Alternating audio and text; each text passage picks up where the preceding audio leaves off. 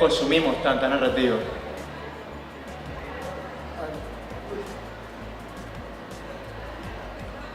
Ok, buenas tardes. La pregunta para arrancar de calentamiento, bueno, no es ninguna Catalina, ¿no? Bueno, hay algo que yo siempre comento, de lo cual me gusta decir para contextualizar exactamente este tema, en los talleres y en las charlas que damos, es que, bueno, el hombre tiene necesidad de contar historias. Inicialmente el hombre tiene necesidad de consumir historias porque, como un día dijo Robert McKee, que es un experto en guión, porque nos preparan para la vida. O sea, en principio, eso es lo que hacemos nosotros o sea, por esa razón consumimos historias, nos preparan para la vida. Y por la misma razón contamos historias. Es una manera natural de compartir las vivencias, y esas vivencias se van multiplicando en el otro. Si uno se pone a ver el asunto este asunto raro de vivir es complicado porque vinimos a este mundo sin tener muy claro para qué, no sabemos hasta cuánto duraremos, no se vale repetir la jugada. Bueno, estamos sometidos a una cantidad enorme de situaciones inesperadas, y la única manera que podemos más o menos afrontar esas situaciones es, bueno, viviendo, aparte de la vida de uno, las vidas prestadas que te producen la literatura, el cine, los cuentos que nos echan, los cuentos familiares, los cuentos que heredamos de los padres. Entonces, de alguna manera, esa es la razón por la cual, en principio, el hombre consume historias, el hombre cuenta historias. Es una forma de potenciar su conocimiento acerca de la vida para llenar la memoria de un caudal de información que en algún momento le va a ser útil. En principio eso. Ok, la siguiente pregunta va para Lucas, pero quiero hacerle antes un poco de justicia a su presentación porque como que se extraviaron algunos datos. Es un gran autor, un tipo fabuloso, hace cómic, ilustra, autor de libros como Payback, como La más fiera de las bestias, o sea, un autor súper pop y súper malandro también, ¿no? Que consume muchísimas historias en todos los formatos. Entonces, siguiendo en esta línea de lo que está diciendo Héctor, somos adictos a las historias porque nos preparan a la vida. Cómo las historias que consumimos como sociedad van condicionándonos y van determinando nuestras creencias y nuestras formas de hacer y de ser. Oye, Lisandro, tiene puro cabilla de preguntas. No tiene más fáciles, ¿qué signo eres? Una cosa de esa. Oye, fíjate, yo un poco en línea con lo que dice Héctor. Lo que pasa es que, claro, uno hace historias, consume historias. Desde mi punto de vista, humildemente, creo que el tema está en que todos tenemos una historia y todos somos una historia en desarrollo. Entonces es como imposible pretender que tú estás fuera de eso. Si tú no estás claro en tu historia o si tú no estás consciente de eso, pertenecerás a la historia de otro, ¿no? Que creo que es lo que pasa en general uno es como el protagonista de su propia historia. Pero yo supongo que en la historia de otra persona yo seré una coma, seré un sketch, una escena, una pausa. Entonces, en ese sentido creo que una de las cosas que están pasando ahora es que uno en la modernidad es mucho más consciente de eso, de que tú estás construyendo tu propia historia y de que en realidad todo es una historia. Y digamos que desde el punto de vista tecnológico hemos tenido como la fortuna hasta cierto punto de estar en esta época en donde eres tan consciente de eso a través de todos los medios en todo momento que inclusive pues estás hasta sobresaturado de ese concepto, ¿no? Pero yo creo que eso, que soy un tipo muy gallo, pues soy una persona que lee un cómic de El Hombre Araña y en algún momento me identifico con alguna vivencia de un tipo que lo picó una araña radioactiva y trepa por las paredes, ¿no? Que es una cosa que está totalmente alejada de mi realidad. Yo creo que un poco lo que llama la atención es como ese tema de que te estás en un momento siendo consciente de la historia del otro y de tu propia historia, ¿no? Entonces ahorita tenemos eso, esta especie como de gran cosmogonía donde eso es tan evidente, ¿no? Bueno, esa cosa que me pasa a mí, yo por ejemplo no entiendo un Juego de Tronos, que yo sé que yo digo eso y de repente eso va a generar en los fanáticos de la serie no van a poder entender, o sea, como un tipo no puede vacilarse de eso, ¿no? Pero lo que me ha llamado mucho la atención es que cada vez que le intento entrar, toda la gente me dice que Juego de Tronos trata mucho de política, en realidad es todo el tema del juego del poder. Es interesante como una cosa que está tan alejada del CNDAD y de, o sea, los intríngulis de Miraflores, es ahí donde la gente tiene más conciencia del tema político, es ahí donde la gente tiene más conciencia de cosas que tienen que ver, digamos, con algo que es tan pertinente a nuestra historia en este momento, ¿no? No sé si pasé la prueba. Y me da miedo que esta sea la más fácil. Lucas va a estar un buen rato por ahí para los que quieran preguntarle después de esta charla por qué no le gusta Juego de Tronos. Oscar, que ha estado en muchísimos medios, conectándonos un poco con lo que viene diciendo Lucas, de qué manera los medios de comunicación, los medios tienen algo que se llama línea editorial, que para mí es como que su visión del mundo, o sea, su narrativa, la historia que ellos tratan de vender sobre el país. Vamos a hablar de Venezuela. De qué manera esa visión que tiene un medio en particular va condicionando a la sociedad y que hace que escoja una y no otra. Yo voy a hacer como Lucas y voy a responder otra cosa primero. ¿Sí? Esa pregunta de por qué narramos, por qué escribimos, por qué contamos historias. Que estuvo muy bien que la respondieran ellos dos primero, porque también contamos historias porque ese es el oficio que escogimos. De esa manera nos ganamos la vida, igual que se la gana un médico ejerciendo su oficio de médico, igual que se la gana un arquitecto siendo arquitecto. Nosotros escogimos eso, y es la manera que tenemos de sobrevivir. Algunos lo hacen con más arte, otros con menos arte, pero al final es un trabajo, pues es un oficio también. Y quiero recalcar esto porque nos regodeamos mucho en el asunto, en la visión romántica y artística del oficio, del periodismo, estoy hablando, de contar historias desde el punto, digamos, bajo la óptica periodística. Pero al fin de cuentas eso es un trabajo, pues, es un oficio. Un día estás harto de hacerlo también, igual que un día está harto el señor que trabaja allá en la puerta. No es tan romántico. Pero bueno, lo seguimos haciendo porque al final de cuentas nos gusta, fue lo que escogimos hacer. Y detrás de eso puede haber otras razones. Algunas razones son ciertamente más románticas, otras son más feas. Hay gente que quiere trascender, gente que quiere ver su nombre impreso, gente que quiere que lo reconozcan como un buen escritor o como un buen narrador. Hay algo de ego, o mucho de ego. Y es así, pues. Ese era el punto en el que me quería meter en la pregunta que no era para mí. En la segunda pregunta, de qué manera los medios inciden en cómo vemos la realidad o no, o cómo el público la ve. Yo creo que existe una creencia de que los medios moldean a la gente y quizá no es tan así. Al final tú escoges qué lees y qué no. Tú escoges quién te manipula y quién no. Tú escoges...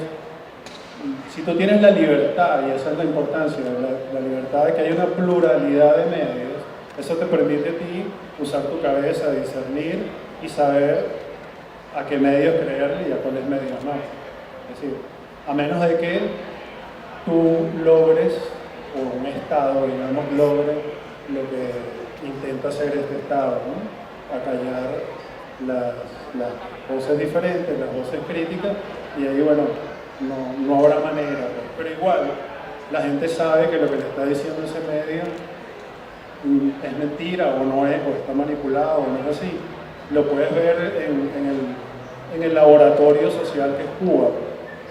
Ningún cubano cree lo que dicen los medios cubanos. Se burlan de eso. Sin embargo, los consumen, los tienen, los ven, los leen y saben que les están cayendo a cuenta. Entonces, creer que en este momento todavía los medios pueden manipular de tal manera, creo que está perdiendo un poco de sentido. Se puede obviamente manipular a través de otros mecanismos más sofisticados. Las redes sociales, por ejemplo, la difusión de noticias falsas, este tipo de cosas, ¿no? Pero pensar que un medio puede determinar cómo va a pensar la gente, creo que ese tiempo ya pasó. Oscar decía que en Cuba los cubanos se burlan de lo que dicen los medios.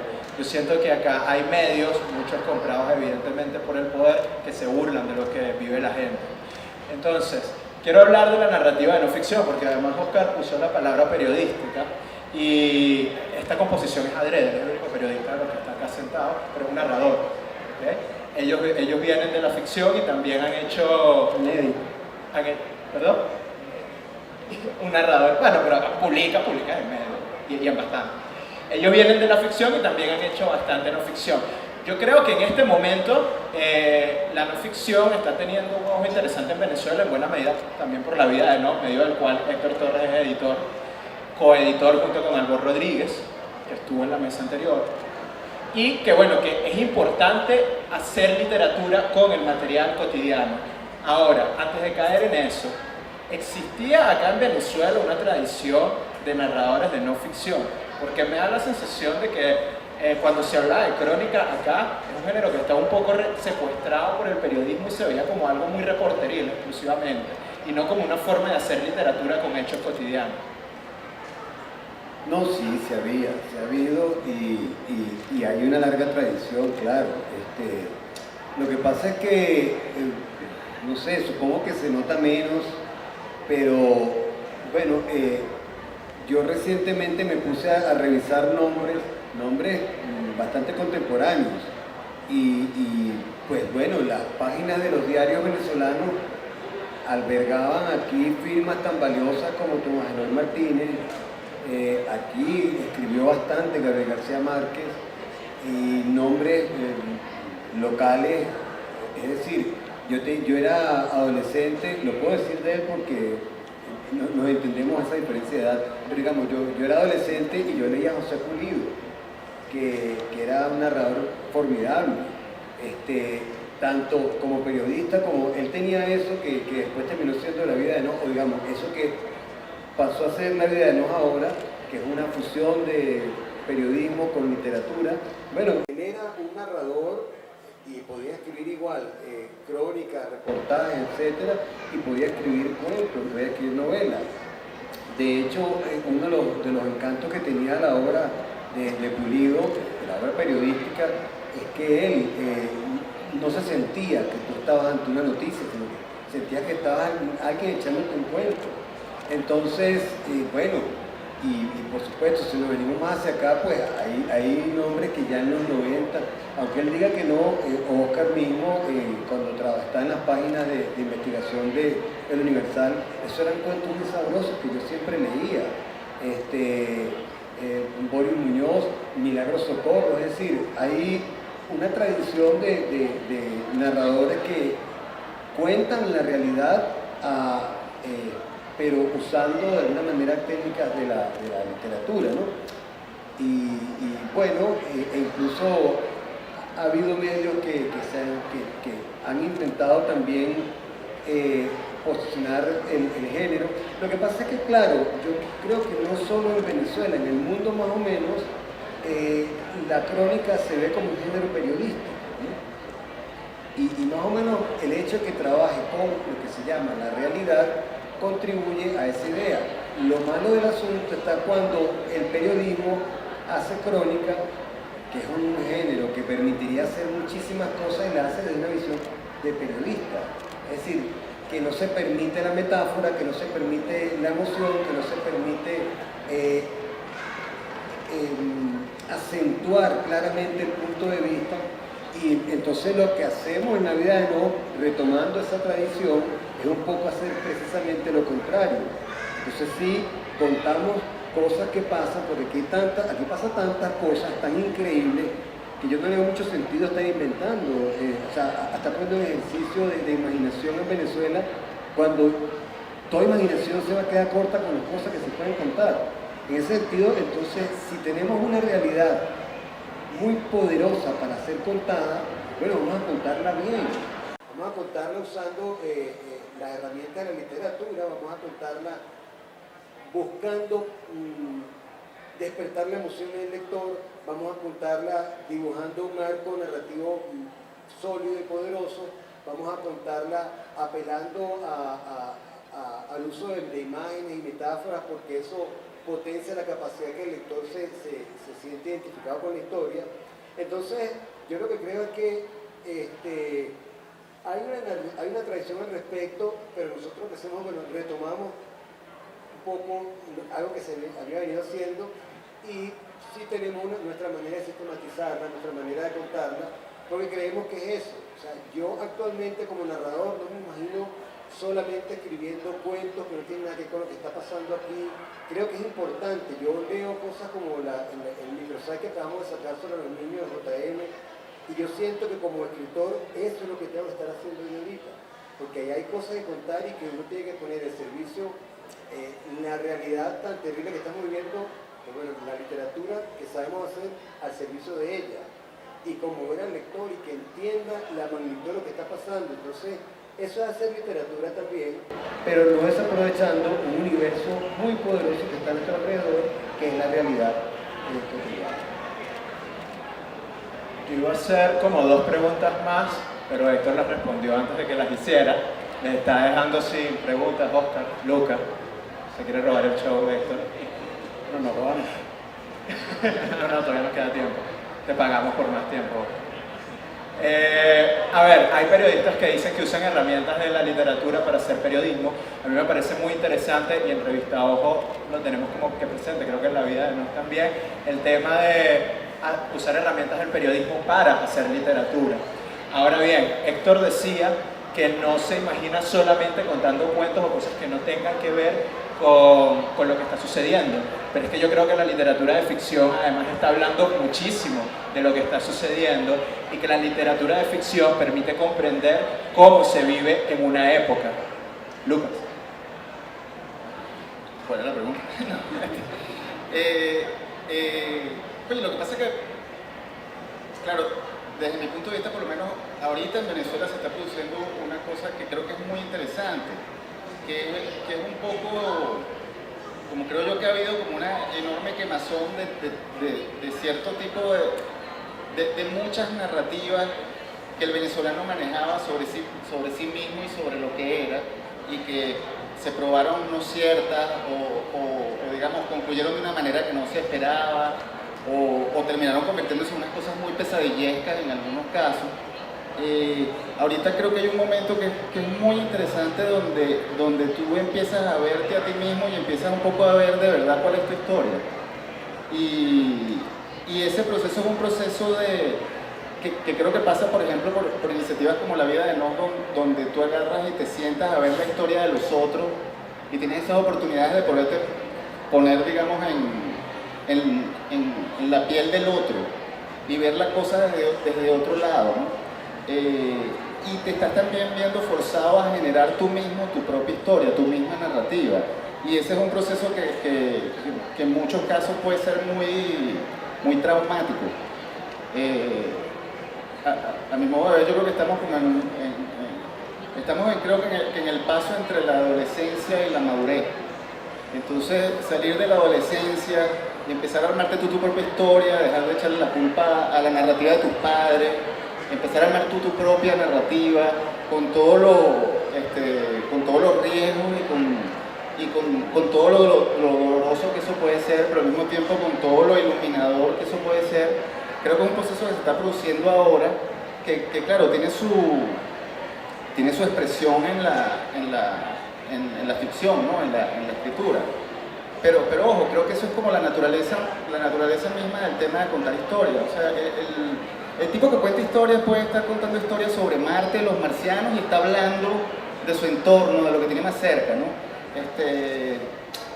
Bueno, Frank Kafka. O sea, yo no soy el psicólogo de Frank Kafka, no sé cómo era el tipo en la vida real, pero cualquier sujeto que invente aquella historia de que se despertó una mañana convertido en cucaracha, ahí estaba pasando algo y el tipo encontró una manera muy clara de decirlo, una cosa que era además una cosa que le pegaba a él de una manera muy personal, una cosa que era real, una relación que tenía él en el entorno que él estaba, y lo hizo de esa forma fantástica que de cierto modo termina siendo mucho más franca, más evidente y emocionalmente más potente que si de repente hubiera hecho una crónica no sé, el informe del tipo que lo cuidaba, ¿no?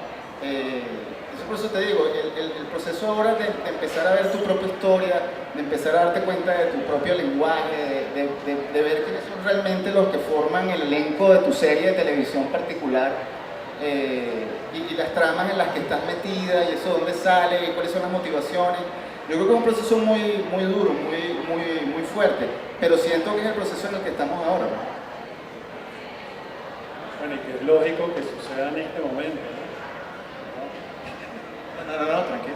Pero estamos en un momento de una, bueno, ya ni siquiera es un momento, es como un sostenido de crisis de hace tantos años. Y yo tengo en mi cabeza esto, que de pronto cuando empezó este cambio político, en algún momento necesitamos que nos explicaran qué estaba pasando.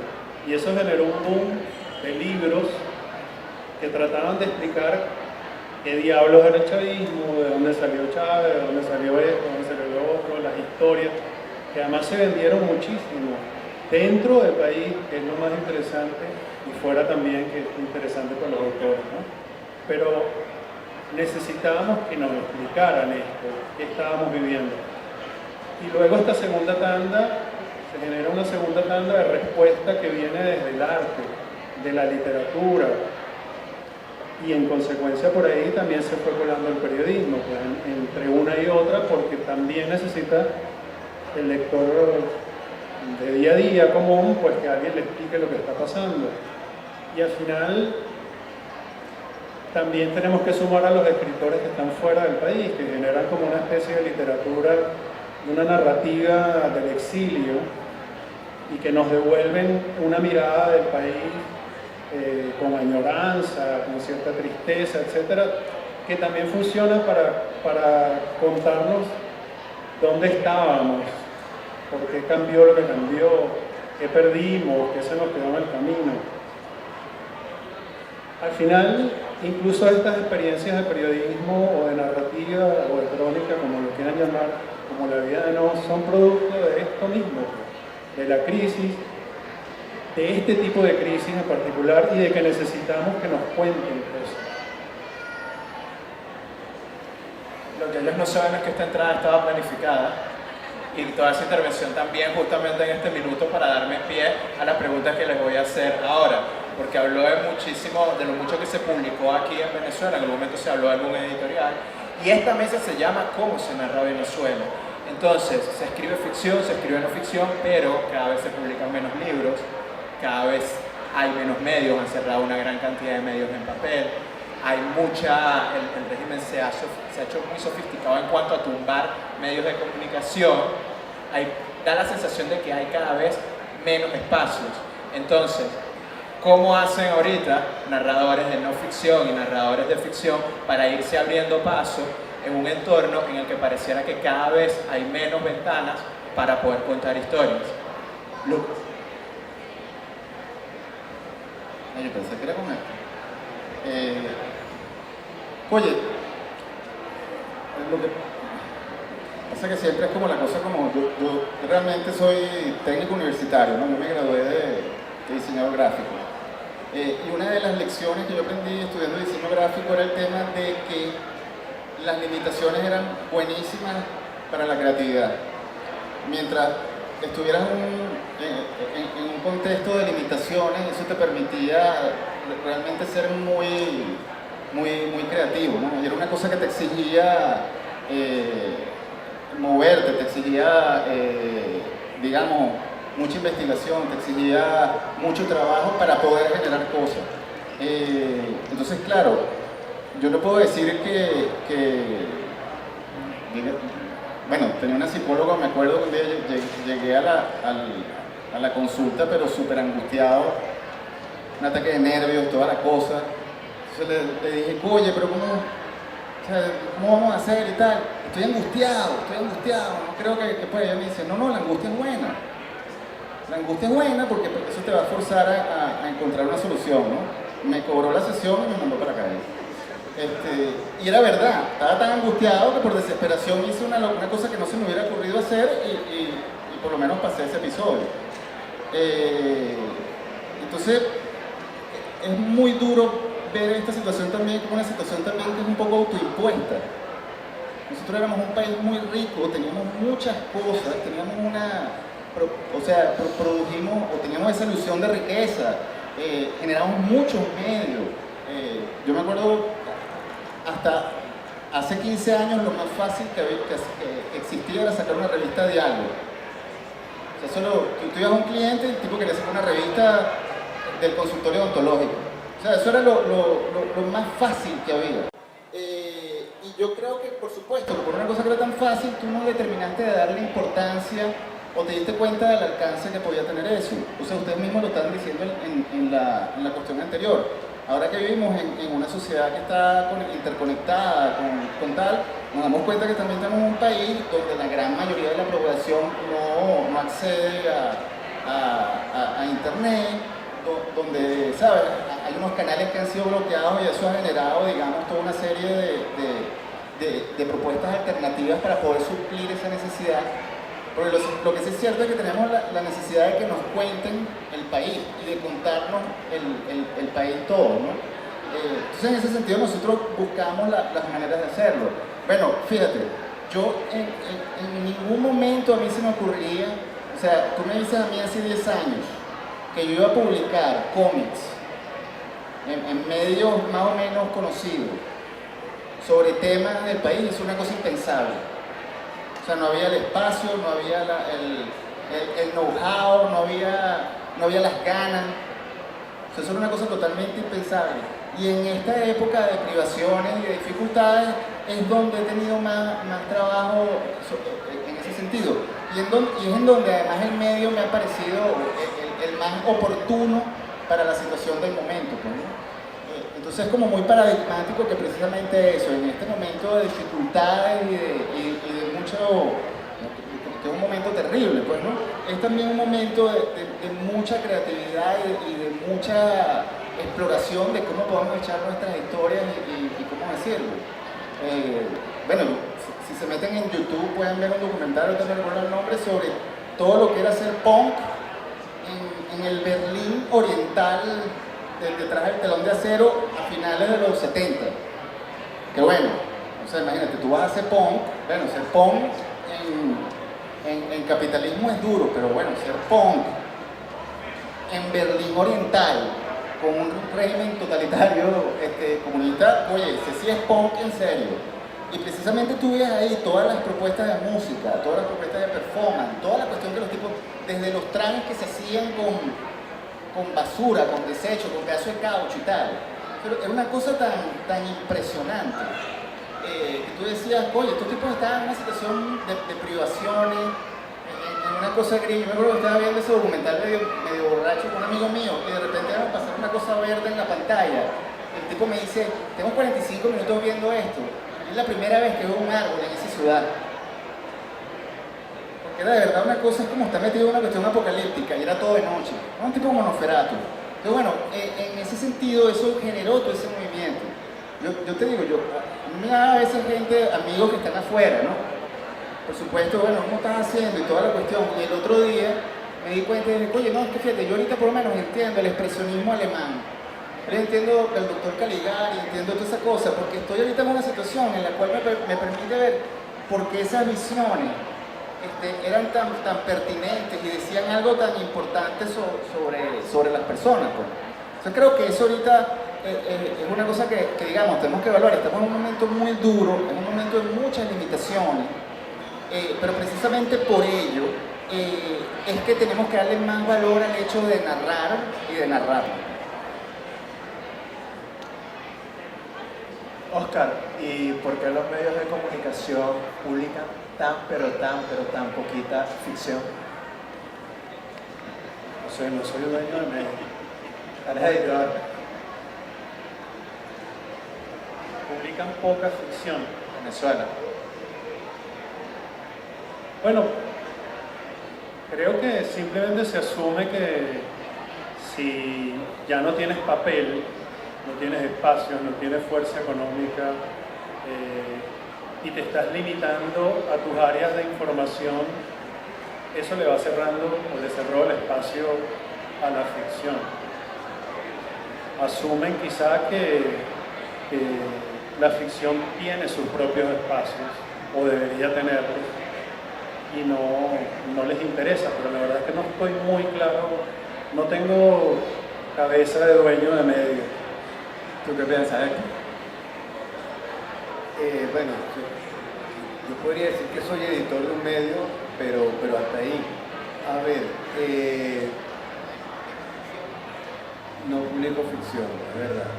Bueno, yo no sé, no sabría de verdad tampoco responderlo. Creo que ha sido algo que siempre ha sido así, más allá de este momento, más allá de que cada vez la cosa está más crítica. No tengo muy claro por qué no, pero sé que ha sido una constante. Sé también que los proyectos editoriales destinados a publicar literatura propiamente dicha usualmente son muy frágiles. Hay la historia de la literatura o de la revista literaria, son las historias de una cantidad de nombres que no llegaron al número 3. Posiblemente los escritores que se ponen al frente de ese tipo de iniciativa, bueno, no son tipos muy dados a ver el negocio del asunto. Realmente tampoco tengo una respuesta demasiado clara. Pero de repente también tiene que ver con lo que decías antes, pues. Están pasando tantas cosas y hay tanto que contar de la realidad que los medios se ocupan de eso, a su manera cada uno, pues uno desde intentos de narrativa y otro desde, digamos, el periodismo más formal, pero eso es una posibilidad. Yo creo que Lucas y Héctor se van a quedar conmigo después porque no tenían un micrófono, creo que no podían intervenir así como lo estás haciendo tú. La ventaja del periodismo. Bueno, este es el momento publicitario. Todos los sábados publicamos un relato de no ficción, en Revista Ojo, y todos los domingos publicamos los domingos de no ficción en Revista Ojo, donde nos estamos apostando por la narrativa de ficción en Venezuela. Fin del momento publicitario. Pero una pregunta trampa esa, ¿no? El evento lo organiza Revista Ojo. Léanlo.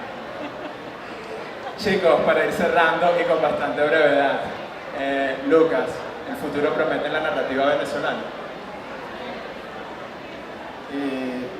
Oye, yo creo que, fíjate, yo diría que creo que puede ser un momento interesante. Puede ser un momento interesante si entendemos que podemos metabolizar cosas, podemos metabolizar la realidad a través de la ficción. Que la realidad puede ser una cosa muy dura, puede ser una cosa muy inentendible, pero que a través de la ficción nosotros podemos acercarnos a ella, la podemos asumir. Yo creo que si nosotros entendemos eso, yo creo que la ficción puede tener un futuro muy promisorio. Yo siempre pongo el ejemplo de Superman. Superman es un personaje de ciencia ficción, ¿no? Tipo que viene de Krypton y llega y tal. Y yo recuerdo que una vez viendo un documental de la DC, de la casa que lo publica, lo que más me llamó la atención es que la tipa que estaba en ese momento encargada del personaje había estudiado toda la historia del personaje y ella se conocía la biografía de los creadores, de Schuster y Siegel, que eran unos tipos judíos de primera generación de migrantes. Y resultaba, ella entonces explicaba Superman, era desde esa óptica, diciendo, mira, esto es igual, estos son unos tipos que venían de Europa y en Europa eran dueños de comercio, eran unos tipos elevados de cultura y tal, pero fíjate, oye, llegaron los rusos, los pogroms, los estaban persiguiendo y toda esa cosa quedó arrasada. Ellos llegaron acá, a Estados Unidos, muy conscientes como de ese pasado, pero el sueño de todo inmigrante era, y precisamente de esa generación que se estaba criando ahí, era pertenecer, era que no los vieran como unos tipos extraños, como unos aliens, sino ser unos Clark Kent, ¿no? Unos tipos que están asumidos en la masa. Entonces, bueno, lo que digo yo, si esos tipos tuvieron esa visión de poder metabolizar su realidad, lo que estaban viviendo, esa experiencia tan demolada, con esa ficción tan exagerada, yo creo que es una cosa creo que es una cuestión que si nosotros empezamos a ver eso, la ficción como como ese sueño que tenemos que un poco que analizar para saber qué es lo que nos está pasando. Yo creo que la ficción puede tener un muy buen futuro. Héctor es mi editor en la vida de Nos y él me exige a veces, sin nada de clemencia, bastante brevedad. Es lo que te voy a pedir ahorita. Autoedítate. El futuro promete de los narradores venezolanos. Sí. Eso es una autoedición extrema. No, mira, claro que sí. Mira, la gente por generaciones y generaciones ha contado porque tiene necesidad de contar. El hecho que haya ahora poco espacio para contar, definitivamente poco espacio, no quiere decir... ¿Así? Ok. Que no quiere decir que no haya cosas que contar. Esas cosas que contar no se van a perder. Eso está allí, eso está allí. Muy al contrario, si hubiera ahorita demasiadas posibilidades de contar, demasiadas, se corre el riesgo de que se esté contando mucho lo mismo.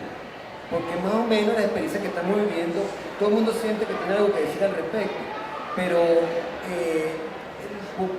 durante muchísimo tiempo hay ejemplos en la literatura del mundo que demuestran que la literatura urgente no necesariamente es la mejor. Entonces esto se va a contar. Mira, la maravillosa vida breve de Oscar Wilde es una novela terrible, maravillosa, poderosa, artísticamente muy sofisticada, que se cuenta de los recuerdos de vidas familiares de un dominicano que vive en Estados Unidos y la vine a contar 40 años después. Es decir, hubo una maceración de toda esa idea para producir una historia tan poderosa. Entonces yo creo que sin duda estos tiempos que estamos viviendo van a reventar en 20, 30 años con una literatura maravillosa. Oscar, te dejé para el final porque sabía que si cerraba uno de ellos dos podías intervenir, podías cortarlo y entonces se podía alargar muchísimo más. Entonces, brevemente, el futuro promete en los medios de Venezuela. No solo promete, creo que ya lo estamos viendo, pues ya hay una respuesta ante la situación, hay una respuesta ante la censura, ante los intentos de ahogo, y eso se va a ir consolidando y se va a ir multiplicando, claro que sí. Un gustazo haber estado acá, muchísimas gracias a todos.